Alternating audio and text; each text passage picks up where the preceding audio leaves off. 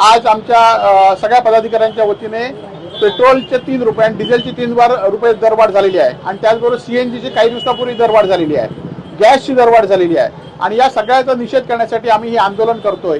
परंतु येणाऱ्या दिवसात आज सर्वसामान्य लोकांनी सुद्धा आज सामान्य लोकांचं कंबरडं मोडलंय। आज मोदी सरकारने विरोधात सुद्धा शिल्लक ठेवलेले आहेत आवाज उठवण्यासाठी आणि जर आपण हे केलं नाही तर मोदी सरकार 15 ते 20 रुपये डिझेल आणि पेट्रोल दरवाढ करणार आहे आणि त्यांना इशारा देण्यासाठी हेच आम्ही आंदोलन केलेलं आहे।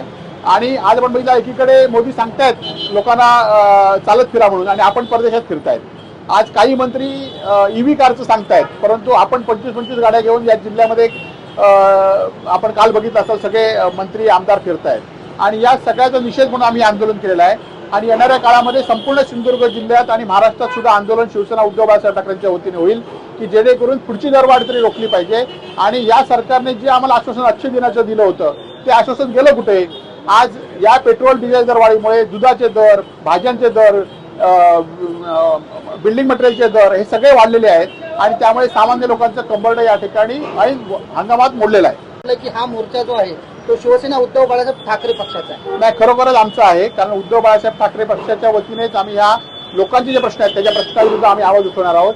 आमचे मुंबईतील पदाधिकारी, जिल्ह्यातील पदाधिकारी या ठिकाणी मोर्चासाठी गेलेले आहेत आणि जोपर्यंत जास्तीत जास्त मदत होत नाही तोपर्यंत राजू शेट्टी यांच्या नेतृत्वाखाली शिवसेना उद्धव बाळासाहेब ठाकरे पक्षाच्या वतीने हे आंदोलन चालूच राहणार आहे। कमी वापर, त्यानंतर ईव्ही कार आणि ताफ्यातल्या गाड्या बऱ्याच मंत्र्यांनी देखील महाराष्ट्रात कमी केल्या। आपण बघितलं आपण त्या ईव्ही कारचे एकाच मंत्र्याकडे 2 मंत्र्याकडे एकाच नंबरच्या ईव्ही कार होत्या आणि आज कालच या जिल्ह्यामध्ये आमदार, खासदार आणि पालकमंत्री होते, 25-25 गाड्या घेऊन फिरत होते आणि त्यामुळे मोदींच्या ह्याला कसं आश्वासन, आणि आपण आशिष शेलारने बघितलं असेल त्याची खिल्ली उडवली आहे, त्यामुळे लोक खिल्ली उडवत आहेत, आपण परदेशात जात आहेत आणि लोक रस्त्यावर आता लोकांचा उद्रेक कधीतरी या भविष्यात या ठिकाणी होईल।